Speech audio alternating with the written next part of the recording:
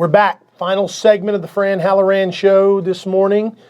We have as our guest in studio Jesse Neer, estate and probate attorney from Lexington, my good buddy. A couple of good calls from Dean and from John, and Jesse and I were talking during the break. We're going to get him in here on some kind of regular basis. We got to figure that out because there's just a lot of great material that we don't even have a chance to get to today because time is marching on. But one of the things I really wanted to get to, and I mentioned it at the beginning of the third segment, was the whole idea of power of attorney. As I mentioned, a good friend of mine, a lady that I used to work with, Nancy Bickley, she put a post on our Facebook page yesterday and started to talk about how important it was to have a durable power of attorney. And so, Jesse, let's talk for a few minutes about a power of attorney, what types there are, what's the difference. I hear the words durable, healthcare, financial. What are we really talking about when we're talking about a power of attorney? What is that all about? Sure.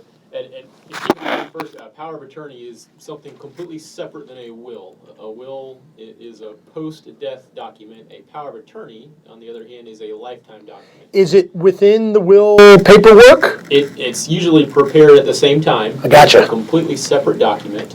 And when I mentioned before that when you do a will, you're doing it for everybody else, not necessarily for yourself. When you do a power of attorney, you're doing it for yourself. Gotcha. A power of attorney is the document that says who's going to take care of you while you're still alive, but unable to take care of yourself. I gotcha. So I know that when Susie and I did this, you set up power of attorney for us, and I think we used the term healthcare power of attorney and financial power of attorney.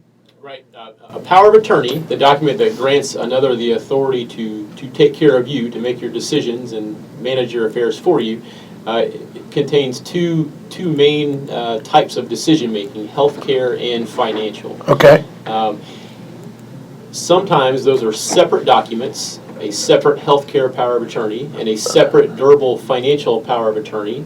But in some cases, they can be combined into one power of attorney that contains both healthcare and financial provisions. Are you threw the word durable in there? What does that mean? What does durable power of attorney mean? Sure. Durable means that it lasts throughout your incapacity. Okay. Which is really the whole purpose for why you do a power of attorney most of the time.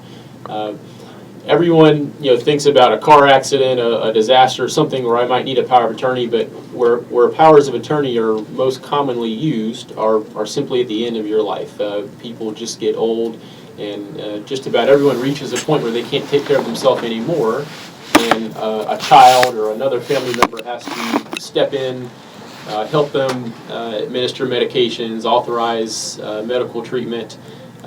It has to take on the payment of bills, has to sign their name on various financial documents. A power of attorney is the document that gives that authority.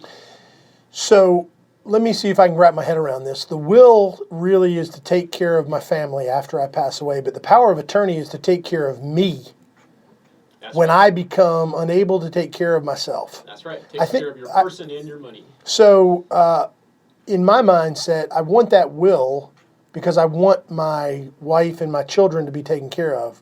But I really want that power of attorney so that I can pick the person who is going to take care of me. Do I have that right? Absolutely. What happens if I don't have a power of attorney and I become incapacitated? Excellent question.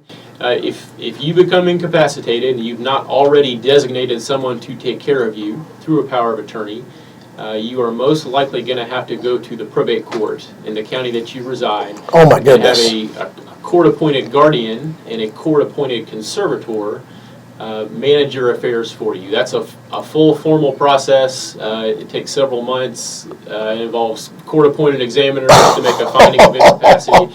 It's expensive. It can get very messy, and you avoid all that by simply having a power of attorney drawn up at the same time that you do your will. So I can either choose to do the power of attorney prior to my becoming incapacitated and then have peace of mind knowing I'm going to be taken care of, or I can put my family members and loved ones through the ringer if I become incapacitated and let the state kind of take over and figure out how I'm to be cared for. Do I have that about right? Just about, yeah. Just about? The state, the probate court does decide who is appointed. Uh-huh. Of course, it's usually a family member that petitions the court for appointment. But what if it's my rotten kid who I haven't had a relationship with in 20 years who decides all of a sudden they want to take care of dad because dad's got some assets? Sure, yeah, that does happen. And for families that have several children that don't necessarily get along, when a guardianship proceeding is filed, absolutely, it's very common for different children to want to take charge, to want to take over dad's affairs, and that's when you have a contested proceeding. Again, long, drawn out, expensive, and it kind of tears a family apart. By simply doing a power of attorney ahead of time, We avoid all that. You choose the person that I choose. Yeah. And again, I go back to what I said a few minutes ago. In this world we live in where none of us want to be told what to do, why wouldn't we all set this stuff up and take control of our own after death assets, leaving it to our family properly, and our pre-death care and consideration of ourselves? Simple stuff. It's absolutely, and most people don't know Holy they need these cow. things until something bad happens. Well, They go through it with a family. All right, that brings up a good point, because I want to ask you, with the time we have remaining, and I know we're up against the end of our time here this morning, Jesse, and I can't tell you how much I appreciate you coming in, but does a young married couple without any assets, do they need a will? Do they need a power of attorney? Because I've been telling a lot of young married couples, just because you're young and married and you don't have assets, you still need a will and at least a healthcare power of attorney. What are your thoughts there? Absolutely. They need, at minimum, a will, a power of attorney with healthcare and financial provisions, or a separate healthcare and a separate financial power of attorney. They do. They need planning for post-death and pre-death problems should they arise. The reason I always mention to young couples that they got to have these documents is specifically for the healthcare power of attorney. Young couple gets married, one of them falls ill, becomes incapacitated. Mama wants baby alive on the machine. Wife knows husband has said, I don't want to be kept alive. If husband has a power of attorney that says, don't keep me alive, mom and wife don't have an argument with one another, do they? That's right. A healthcare power of attorney Takes care of that kind of situation. Does contain, if properly drafted, does contain end-of-life advanced directives, decisions with regard to life support, tube feeding, heroic measures that might prolong your life in the event your condition is terminal. Wow. Well, I know Brian has given me the signal that our time is up. What a fast hour this has been. Jesse, I want to thank you for coming in today, for taking some time out of your very busy schedule to come in and talk with us about this. And as I said a few minutes ago, I'd love to get you back in here when your schedule will allow it, so we could talk a little bit more about how necessary these documents are. Specifically, I want to talk next time about trusts. Are you good with that? Sure, absolutely. Folks, you've been listening to the Fran Halloran Show on Columbia's local talk radio experience, The Point, 95.9 FM, 1470 AM. Remember, folks, normal in America is broke. Don't be normal. Be intentional.